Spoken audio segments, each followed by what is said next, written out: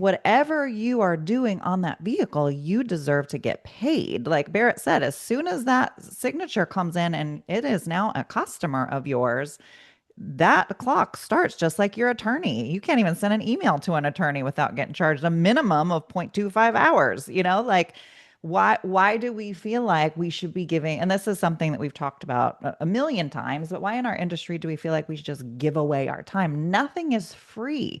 Truly nothing is free. And there is work involved in it.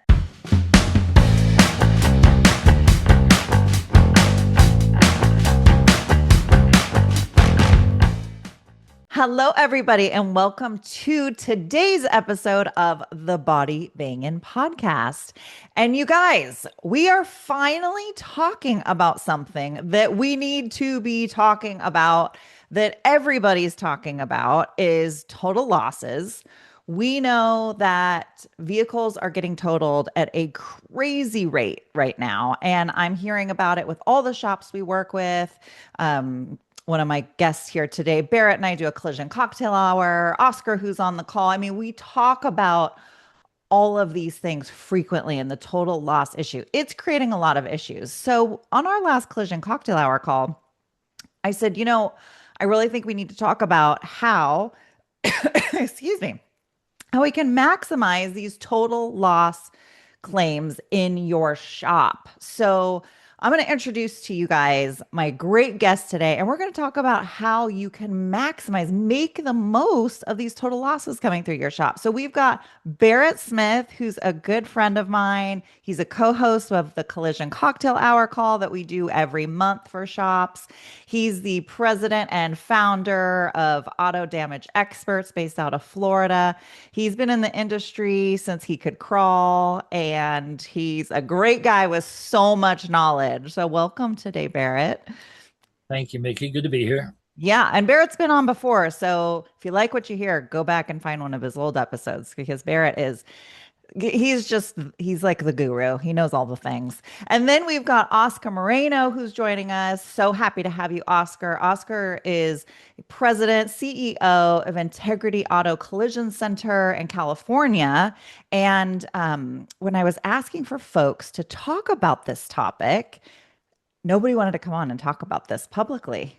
Interesting. And so Oscar raised his hand. I was like, I'll come talk about it. I'm like, yay, Oscar. So welcome, Oscar. Thank you, Miki. Glad to be here. Yeah. Funny, right? Like I was trying to get a big panel of people to talk about this, and nobody wanted to come on, although they talked to me personally. They're afraid of repercussions by insurance, and they feel like they don't want any more targeting on their back than they may already have. So it's quite curious that this is a very hot topic, yet a topic that people are afraid to even speak about. So thank you both for coming on and helping so many people out there. Barrett, I feel like you already got something you want to say about that. I'm holding back, but I'm ready when you are. There's no holding back here. Let's go. Let's go. Well, I wanted to say, Mickey, that I coach and consult a lot of shops across the country, and total losses is one of the income avenues that they oftentimes overlook or don't do correctly.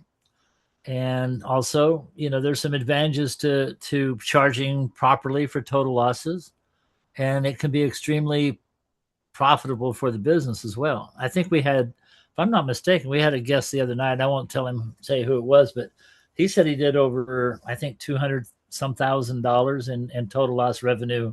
Yeah. This past year. So right. That's big money. That's not nickels and dimes, Absolutely. Yeah. Like, how can this be a profit center? And I had shared on our Collision Cocktail Hour call, as a marketing company, we track the leads we get for our clients, and they'll go through the leads to see which ones did they close, what didn't close, that type of thing. And most shops come back, and if it's a total loss, they're like, yeah, this wasn't a good lead. It was a total loss. But there are a couple of shops who, if it's a total loss, they're highlighting it. Excellent lead. Great. Thank you for that lead. So why do we have this mindset shift of how do we get from the mindset shift of, no, what a crap, what a waste of my time. It's just not, it's a nothing burger, to fantastic, easy money, whatever it may be. Oscar, do you want to weigh in on that a little bit? Yeah, absolutely. Like in my when I think about total losses, and ever since I started in this industry as a little kid, sweeping floors and cleaning bathrooms, um, the total loss percentage, when I think about when I started versus what we're seeing currently, it has increased tremendously. I mean, I remember when people were talking about 9% total losses Mm, versus repairables. Then it went up to like 12% and then 15%, 20%. In my shop, we're seeing numbers as a 33% total wow. loss versus repairable.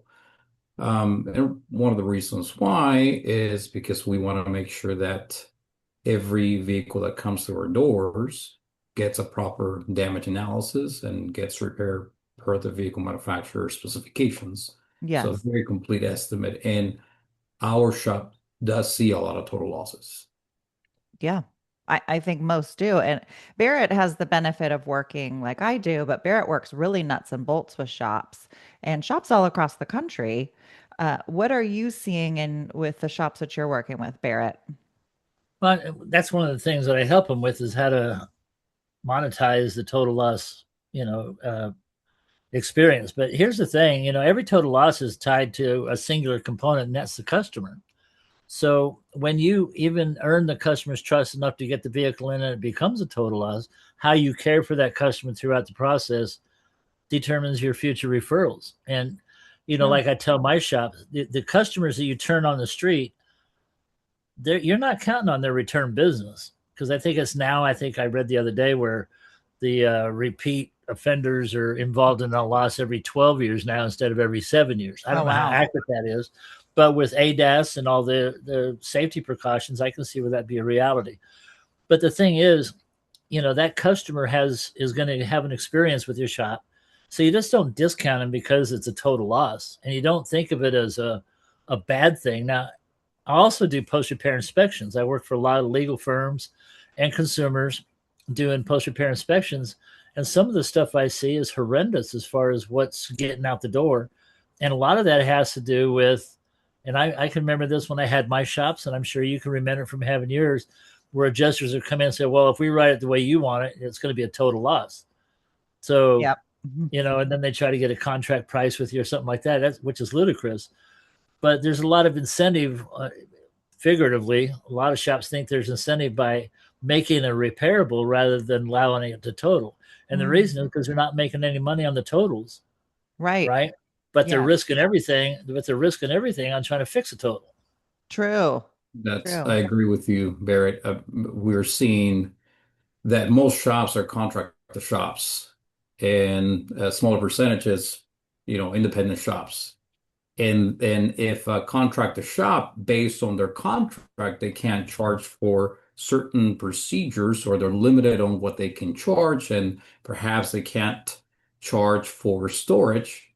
Well, that's a big, money profit that they're giving away based on their choice of doing business, right, with insurance companies. Um, if I take a step back and I think about, okay, we're seeing in the industry a 20 or 30% percentage of vehicles that become a total loss. That's one in every three vehicles. It's Right. crazy not to see that as a profitable opportunity. Yeah. You know, um, I also believe like you got to start with your proper documentation and setting the expectations with the customer. Nothing hidden. You don't want to overcharge. You want to be reasonable. You want to explain to the consumer what you're going to be doing for them and what they're going to be doing in return. Mm, And to your point about serving those customers and trying to get more referrals, we live in a town to where we get a lot of referrals. That's one of our main sources of work coming in. And I believe I ran the numbers just the other day, about 60% of our work is referral work, either, family members or friends. So that's a pretty good percentage. Now, what we do for customers when they do have a total loss, we guide them to make sure that they get paid fairly, they get compensated fairly Mm, by the third party payee. And we go over and beyond what any shop around our area is doing. I think mm. it's just good faith. I think Yeah. is, just good business. If we know that an insurance company is supposed to write this evaluation reports, it'll be fair for the consumer to understand the evaluation report.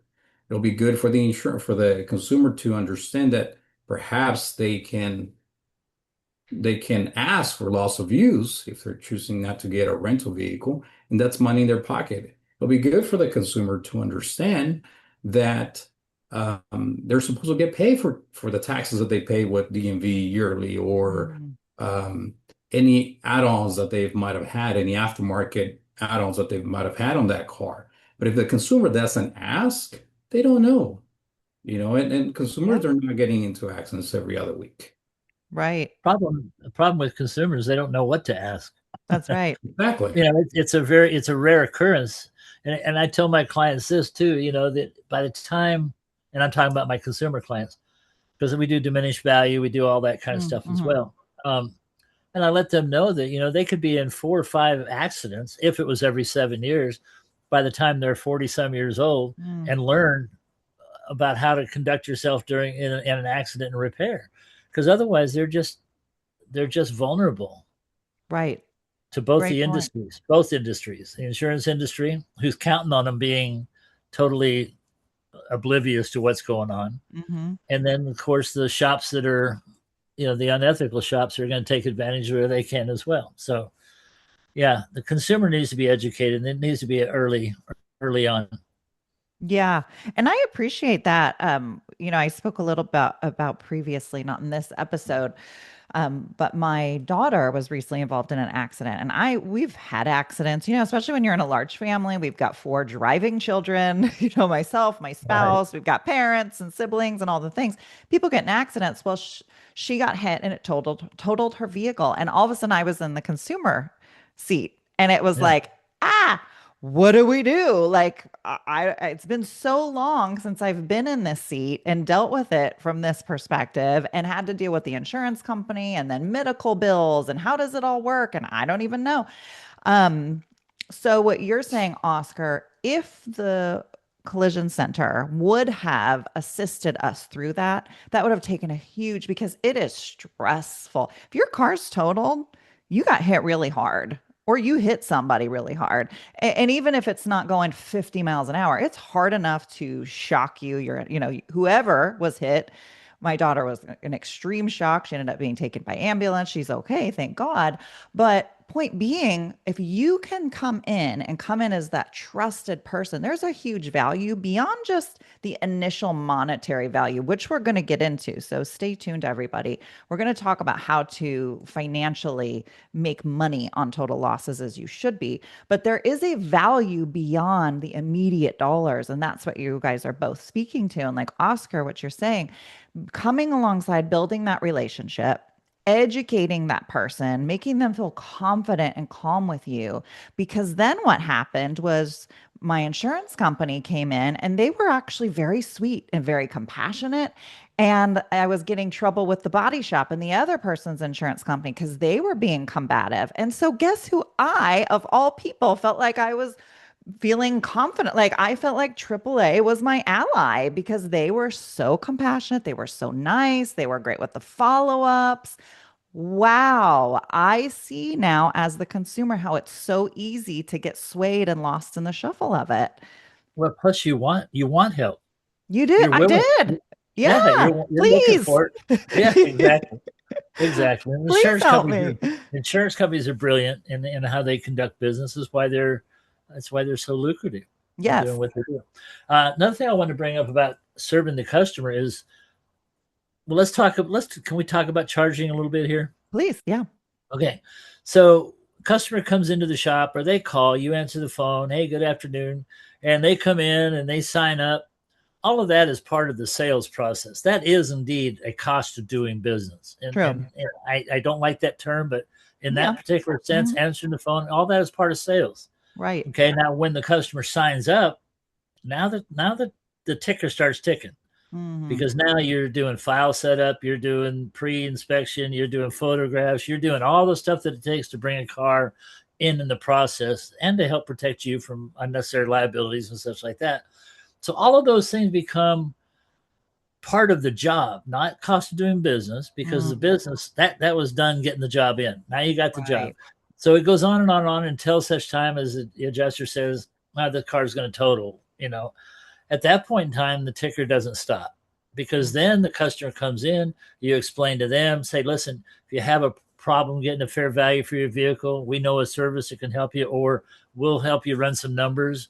And here's what we would do. Here's what we recommend, blah, blah, blah. Then listen, do you have your personal belongings in the vehicle? Let's go ahead and get those out. That's chargeable time. Mm. That's going to either take you, the executive of your company, which I used to do with my clients because it was a great way to carry them through, um, or it's going to be a paid tech, somebody that's on the payroll. So that's something, 2/10 to remove a license plate and license plate frame, Mm. getting customers' contents, personal items, all of those things, maybe erasing their data from the Hmm. radio, Right. or the GPS and all that. So there's a lot of things that are done that aren't compensated for. We also had like plastic bags, like you find in a Yeah. department store, that had our logo and company name on it, that we would use for total losses for them to put their belongings in, Right. and we would charge for that. Yeah. That'd be part of that process of claiming, removing customers' content. So I urge everybody that's listening, just figure out what it is you do, track the job through the process, write everything down, which you should have anyway for new personnel coming in if they're going to learn to do the job, but have it like a job description and know what you're doing so you can assert time. Now, let's talk about storage real quick, and I'll turn it over to Oscar. Mhm. Storage to me is, I use a lot of hospital and doctor analogies in my coaching. And if you were in the hospital and you were in a room and the attorney and your surgeon or whoever it was were arguing over treatment, do you think the hospital would charge for that room every night? Of Oh course yeah. they would. Yeah. Of course they would. So there's nothing different about having somebody's most second valuable asset in your shop, and you're providing security, you're providing Right. all the risk and liability for it. So you should charge storage. Now, if Hmm. you're in a state where the state's got involved and you can't charge storage, then call it something else, Mm. safe containment, whatever you want, whatever you Right. want to do.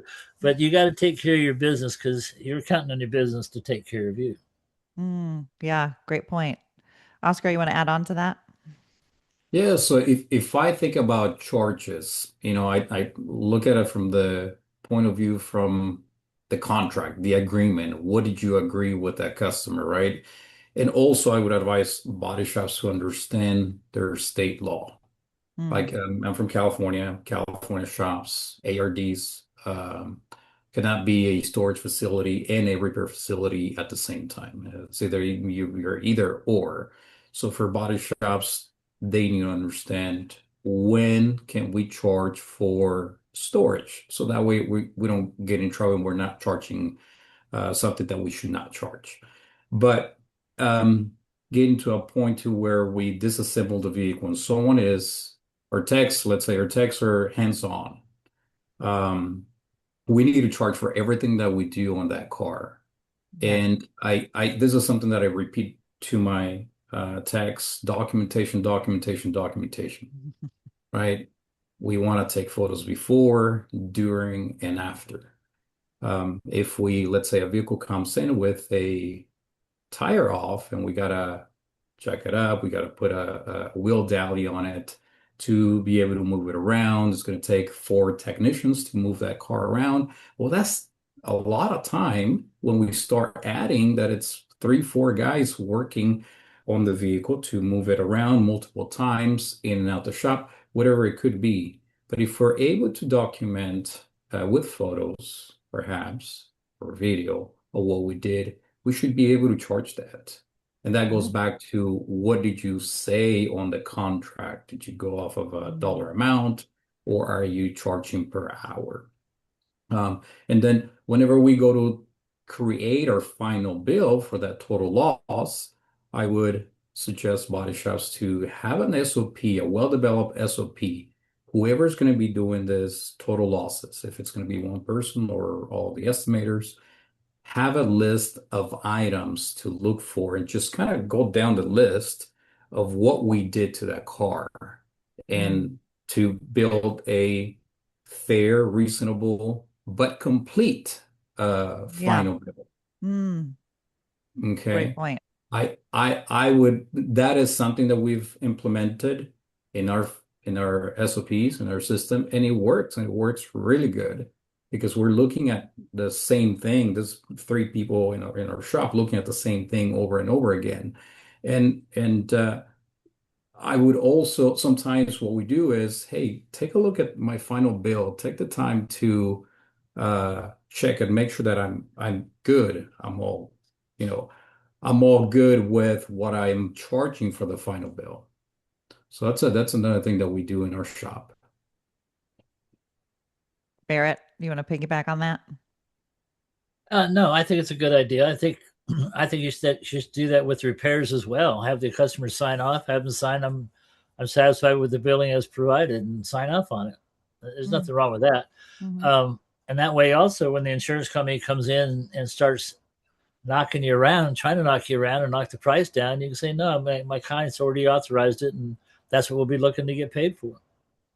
Yeah, and we talk a lot about in the collision cocktail hour, making sure that you're charging for what you do. This is a business, and oftentimes as shop owners, and I was guilty of it myself, we feel like, oh, we don't want to impose any more stress on the customer, on the guest that, we'll just wave all of this with a magic wand. But this is the cost of doing business. This is business.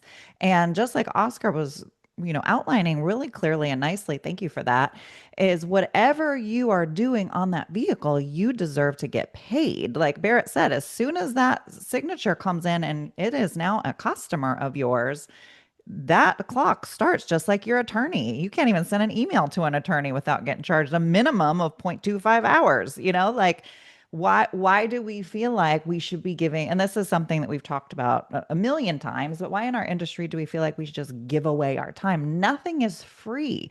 Truly nothing is free. And there is work involved in it. So what both gentlemen are saying really is document all of the things. I love the concept of having an SOP because there are things you also want to make sure you're not missing anything. So it's a great way, kind of as a QC sheet on your side. Okay, did we do all the things? Did we check all the things?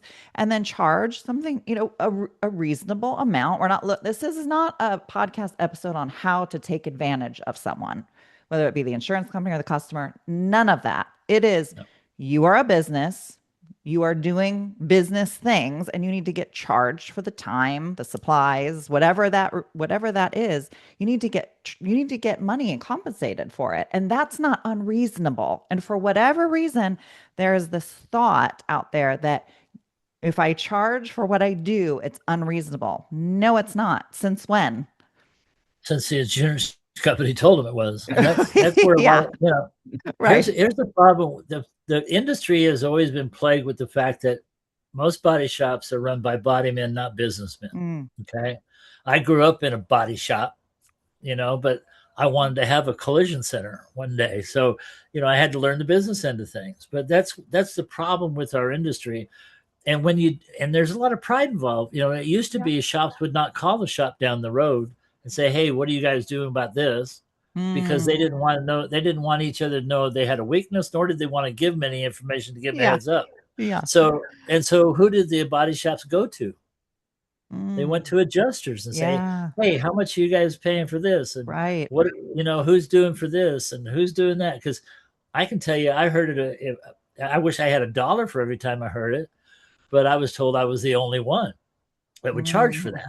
Okay. Of And course. so why would I take advice? Never take advice from the money or on how to collect money from the people that owe it to you. Right. So yeah, it was that's to answer your question. That's why people believe what they believe, and they don't hire consultants or coaches to Right. help them look outside True. the box. That's true. Yeah, there are so many resources out there. And and some people are listening to it, and this is the first time they've really ever thought about such a thing. But I want to present to you for everyone for consideration. There are shops out there making money on total losses.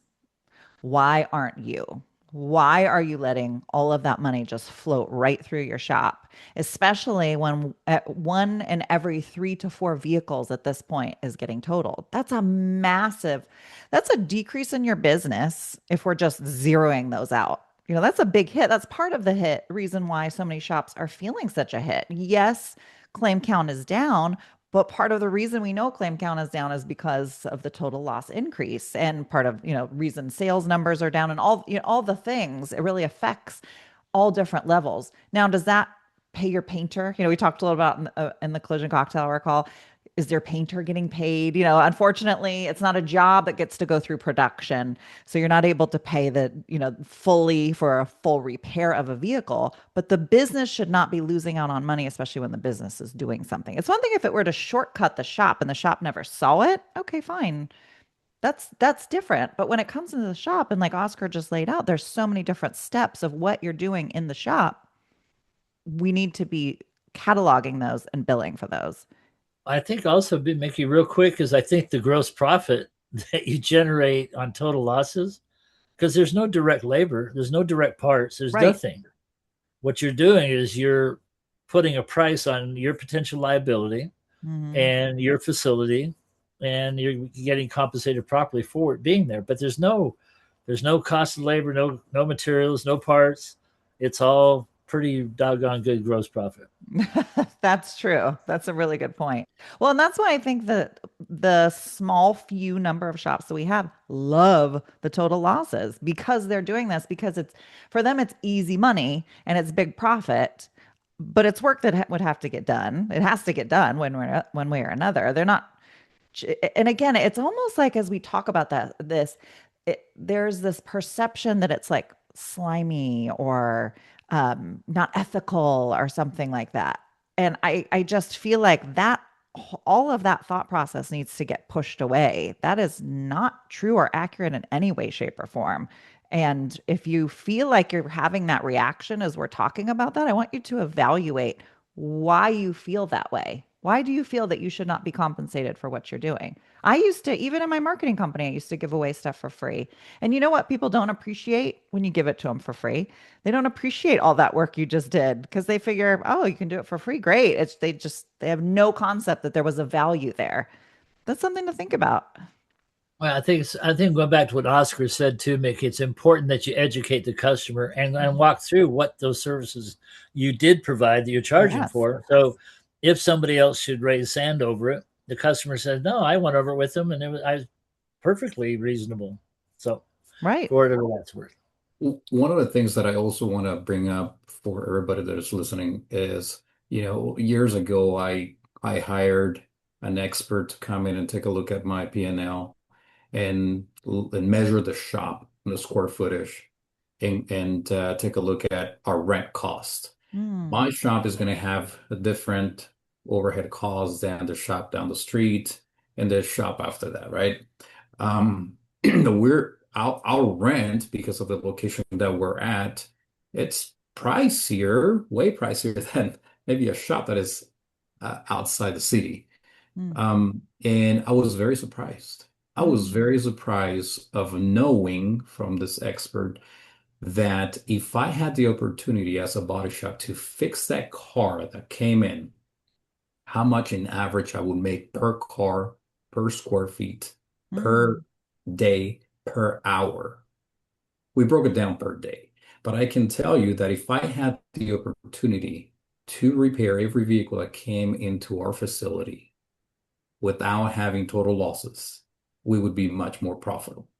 The reality is that we cannot fix every vehicle that comes to the doors because for the insurance company, which most claims that we see are, you know, insurance companies related, it's not profitable. So we do see a lot of total losses. But we got, as a shop owner, we got to take a look at how much is it costing us per square feet to be liable for that vehicle to be in our facility, how much time are we putting in? And we need to be compensated. We need to be fair. And don't get me wrong, sometimes insurance companies calls and they say, hey, can we negotiate the bill?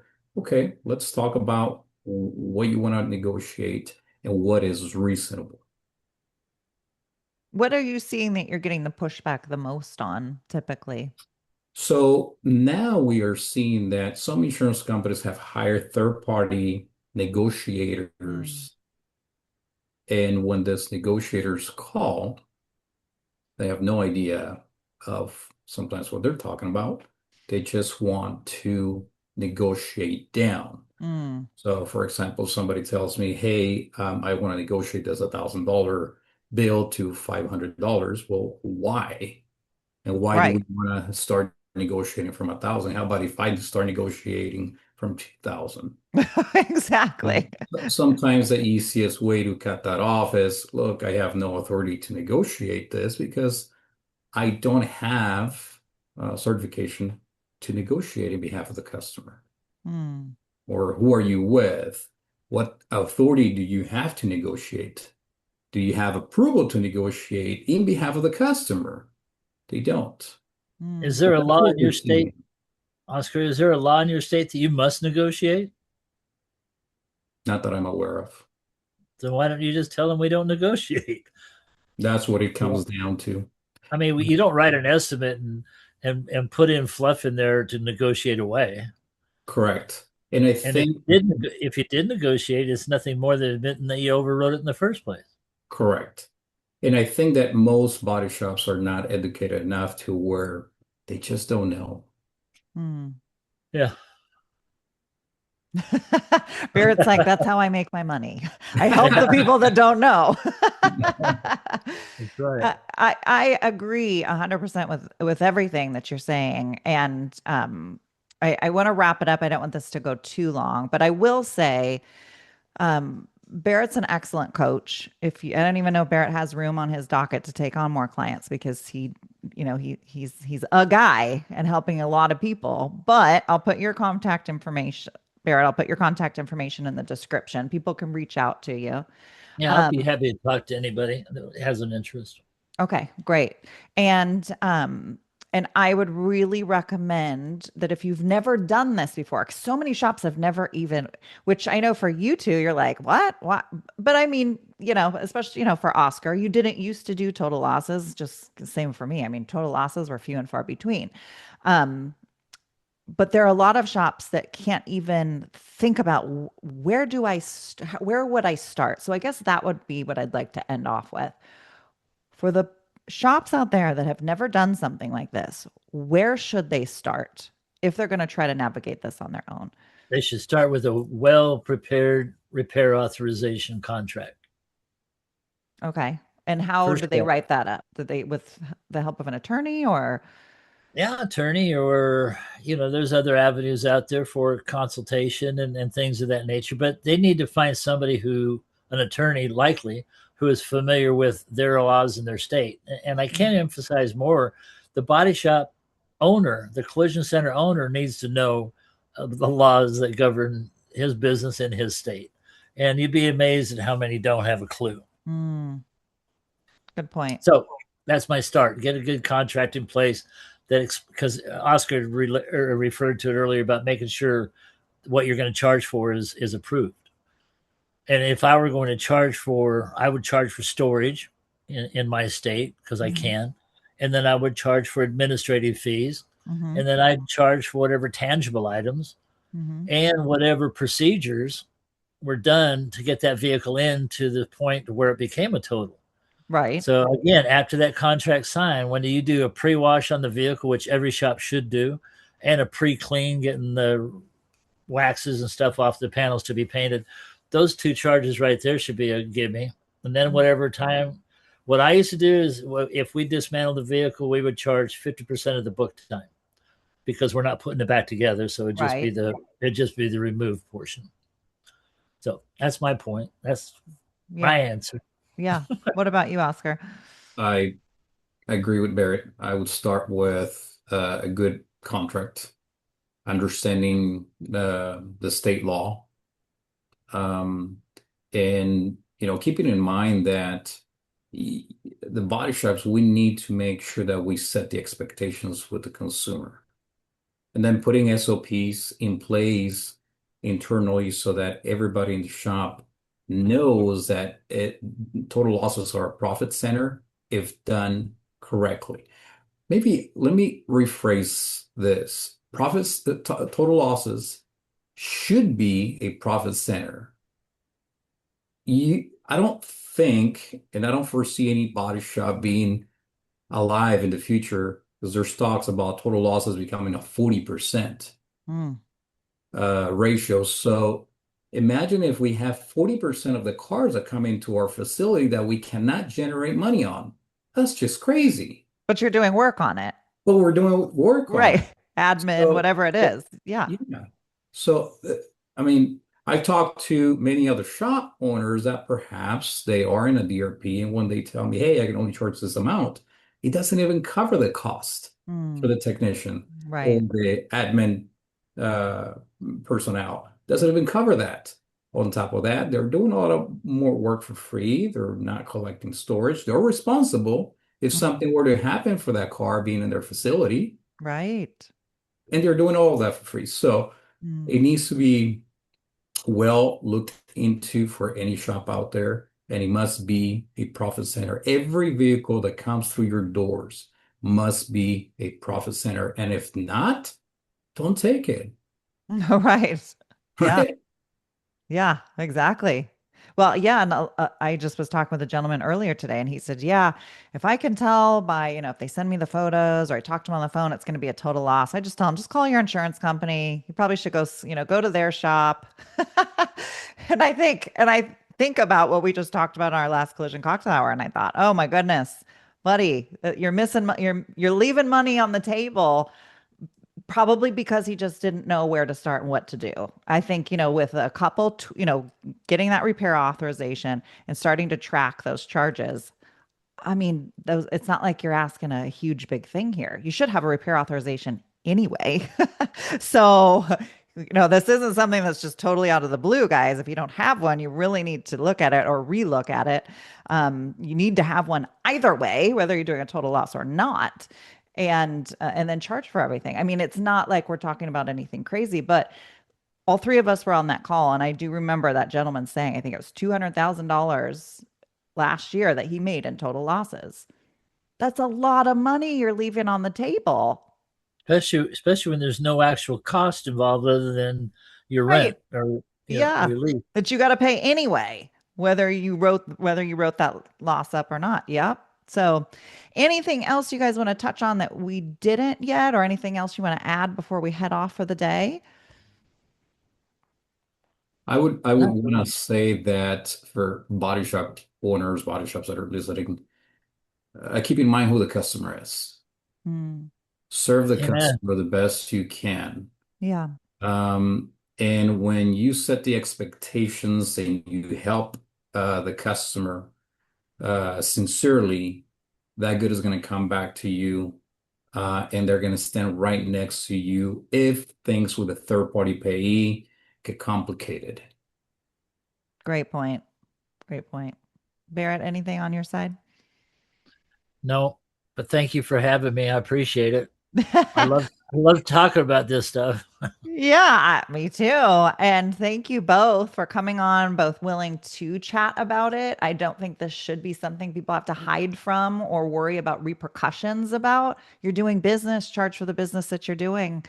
Everybody else does. Why shouldn't you? I don't know any business that just, that's all right. We're just not going to charge you for that full meal you ate at our restaurant. You have a good experience? Great.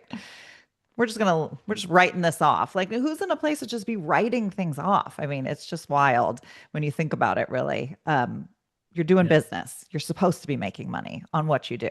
That's not a bad thing, right? No, that makes it a business rather than a hobby. Thank you. That's well said. Exactly. Awesome. Well, Oscar's information I'm going to put below also. So if you guys have any questions, Oscar's a super great guy. Feel free to hit him up and also feel free to join us on our Collision Cocktail Hour calls. It's the third Wednesday Amen. of every month. And we talk about hot topics in the industry. That's how this conversation came up. We were talking about it. And it's a group of really great mostly shop owners, some vendors in there, and it's no insurance, folks, please. We really get into the nitty gritty. It is not recorded. People get really real, and we talk about stuff like this that are the struggles in shops. And we don't just bitch about them, we're talking about the solutions for them, which is so valuable. So please join Amen. us. I'll put the link into that also in the show notes as well. But thank you both for joining me. Appreciate you both. And thank you all for listening. If you like this episode, give it a thumbs up, share it, comment below. We'd love to hear from you. If you guys comment, like, share, all that kind of stuff, it tells YouTube and the algorithms that this is good content and it pushes it out more. So it would really help the show, which means it helps more shops. And that's why we do what we do. I don't get paid to do this. I do it because I love to do it, because I love this industry and I love small shop owners just like you. So hope to see you all soon. We'll see you on the next episode. I'm sure it's going to be another great topic. See y'all later. Bye. Bye. Bye.